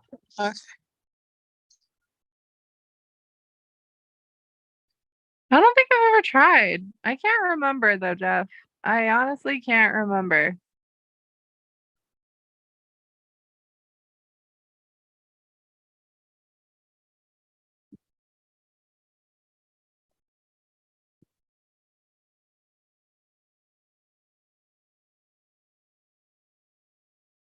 So yeah, anyways, I went on a tangent, shared some stuff. I think I might go watch the lake now. Did you get an invite to the Nine Clues video premiere? No, I did not. I did not even know it existed.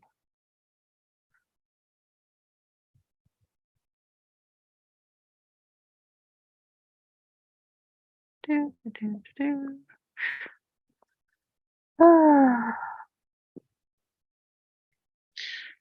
many weird mysteries about. Too many.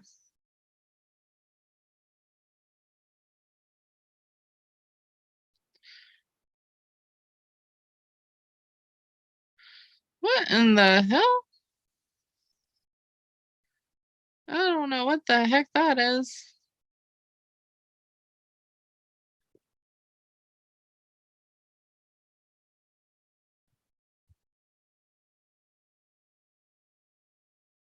Jeff thinks it was all made up.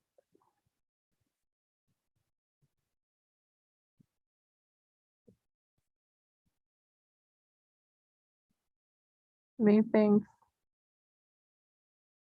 there's a lot more out there.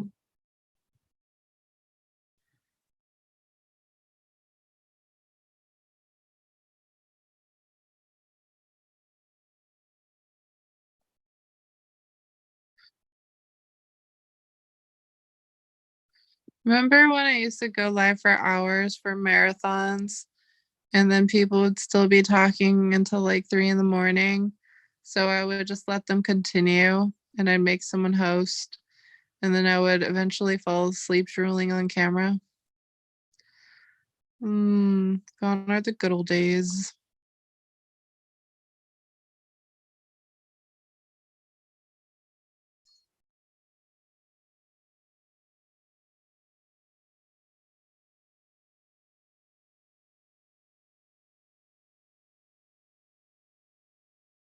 I don't want short ribs now. Damn it.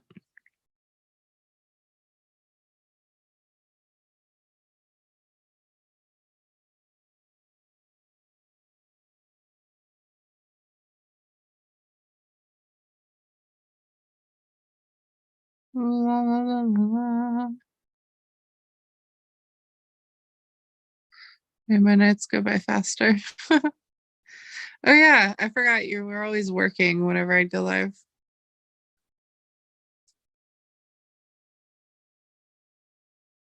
Hello, new person in my chat room.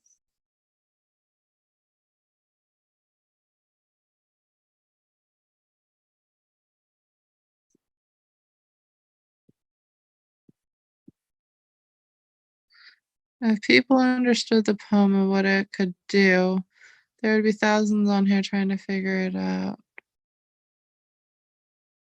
Post a link and start a panel. Oh no. Do I even want a panel right now? Also, why do I sound like Eeyore? I'm not sad, I promise. I'm just tired.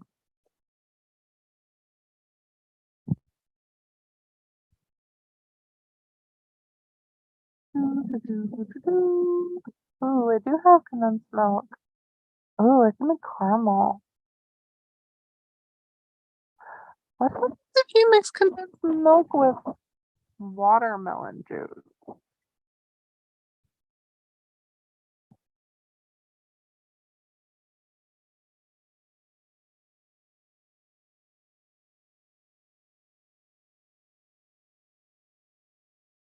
Oh no.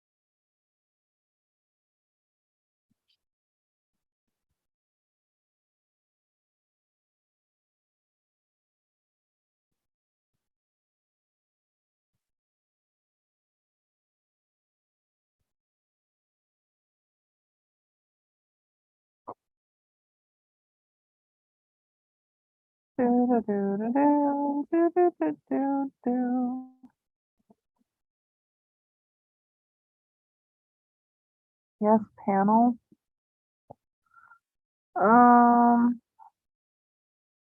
Mm.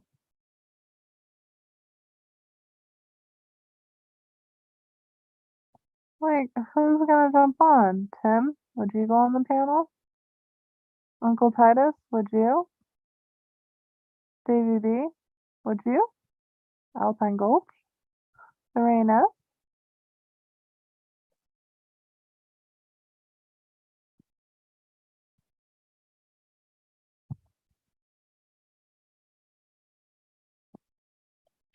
That's a question.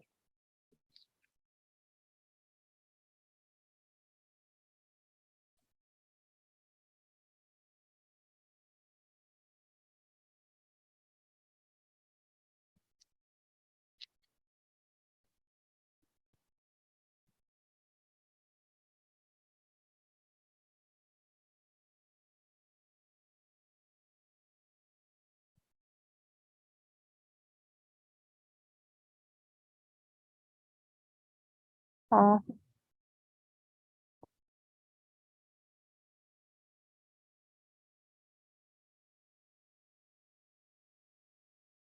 I am slow. I'm texting. Oh, let's say Carly. What you doing over there, buddy?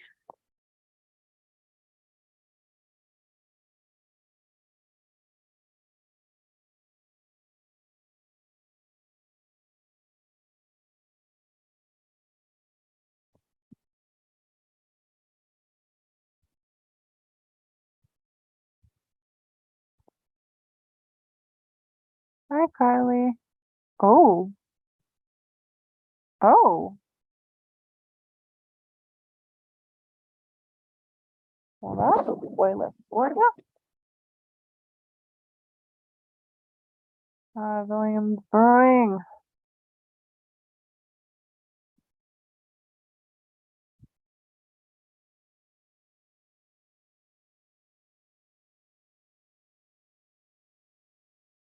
That's pretty cool.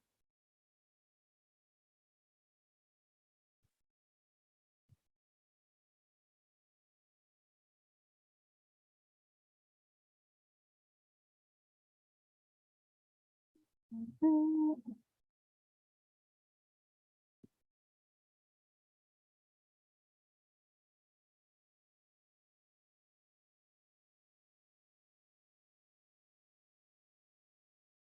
that's interesting. Oh, what? Who be these people? Well, I recognize her. That's a Williams. What are these maids, guys? Oh, okay.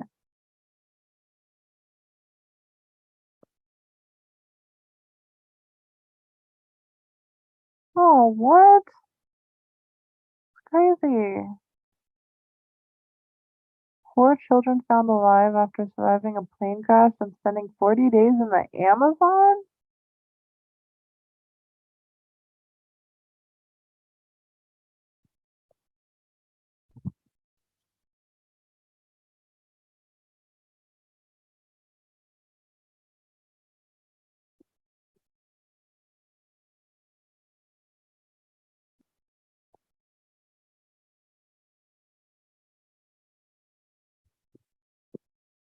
Jeez.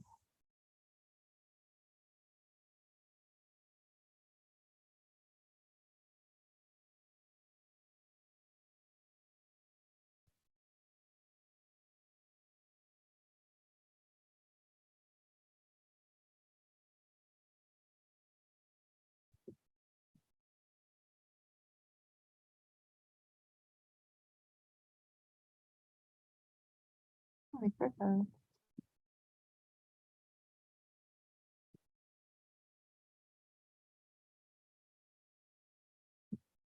Huh.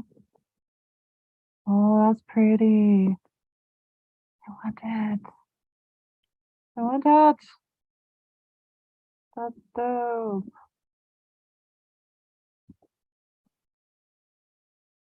Come on, hot sauce boy. Ooh.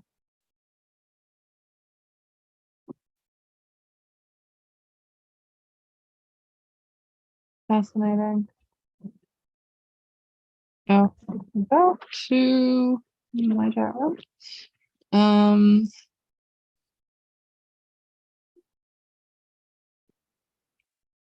So Tim says he doesn't know what to talk about. Davey says he hasn't had his breakfast yet.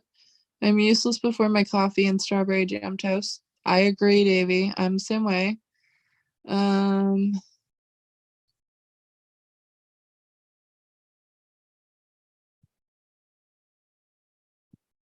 Yeah, it's crazy.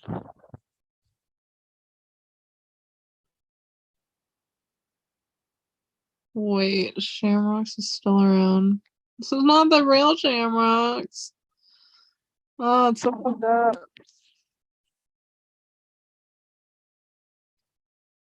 The same people? Are these the same fucking people? It's so boring though. Nope, not gonna do ash car bombs. Oh, why does she look so mean? Okay, that kind of looks good. That place is so tiny compared to the other one. Why would you do this? Not fair.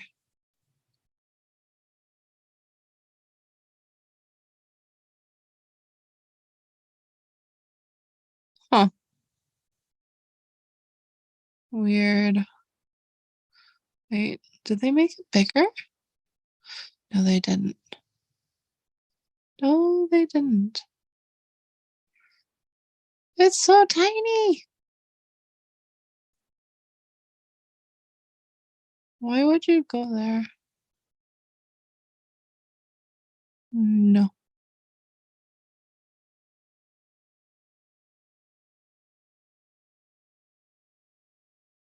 I should be out doing karaoke, but I have no energy.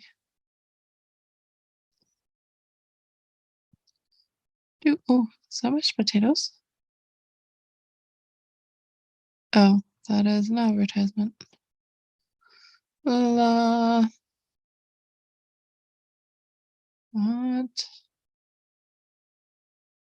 Oh, okay, another steak night there?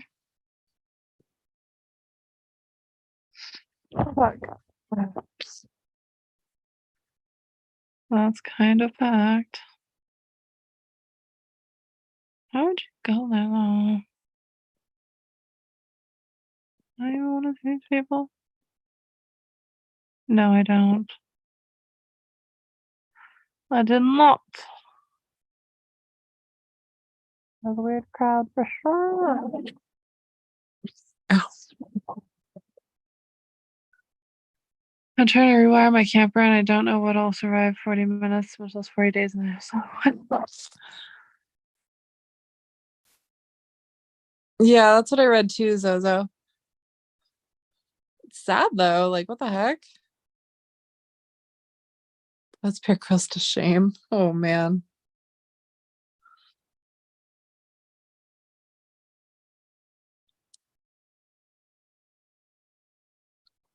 Yeah, wasn't the kid only 13?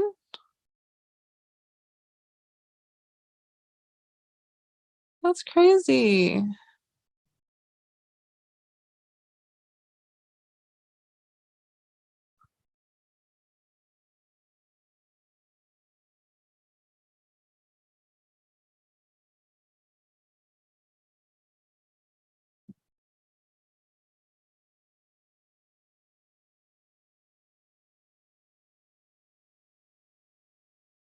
Meh.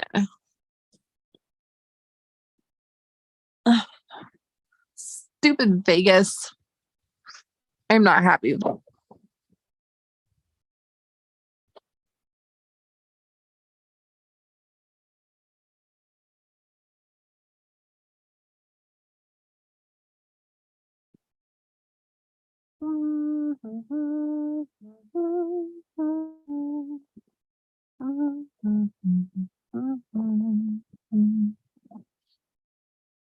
Yeah, I'm just like nothing going on. So I think I'm just gonna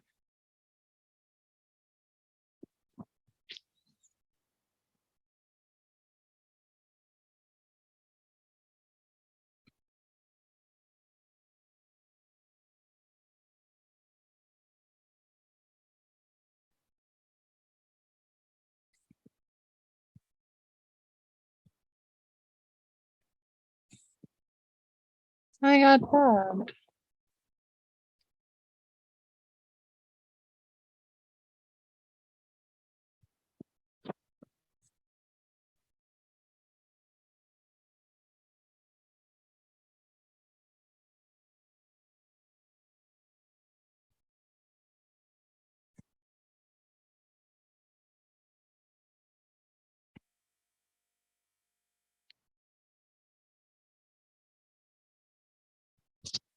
Ow.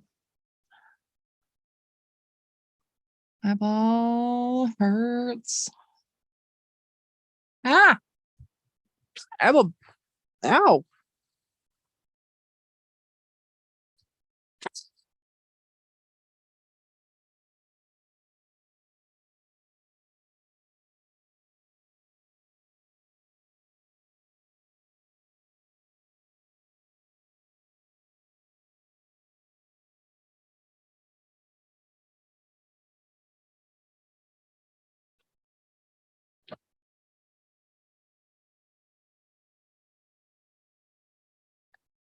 Fudge buckets. So somebody was asking, hold on. Pretty sure this was misconstrued information because we talked about this either on my channel. Yeah, I think it was my channel. It was like me and Galaxy who were talking about it. They're saying, oh my gosh, where is it?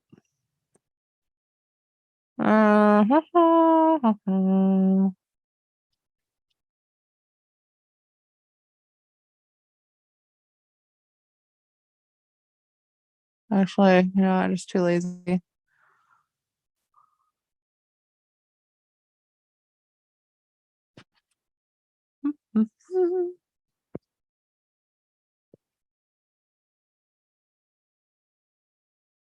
Ow.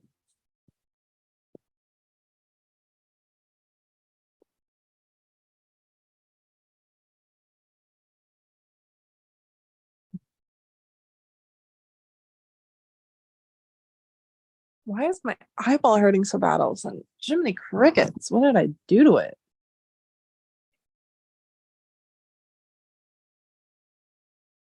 Ugh.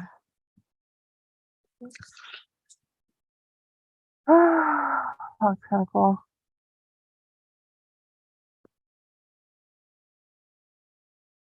Meh. Mhm.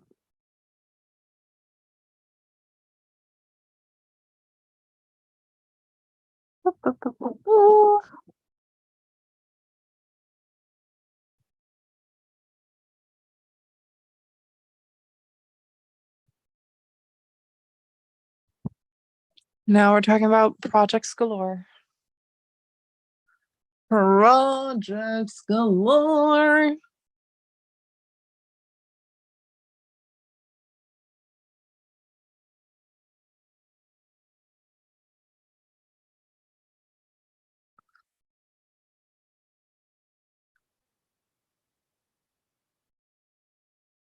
Ow, my ball. Oh, that's just me. That is just me.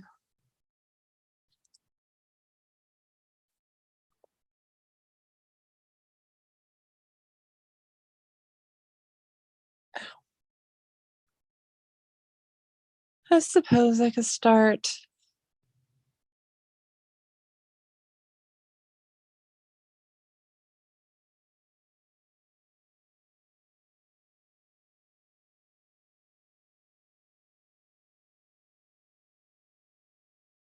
Alrighty. Weird shit is happening.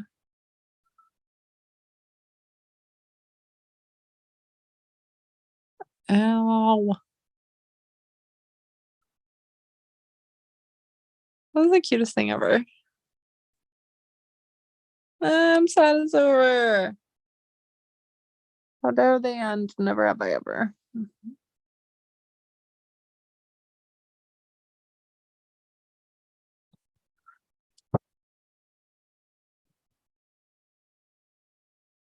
Ow, ow, ow, ow, ow.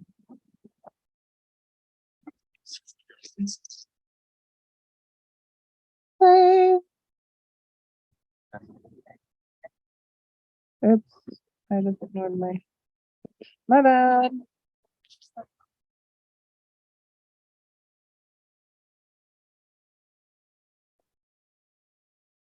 So yeah.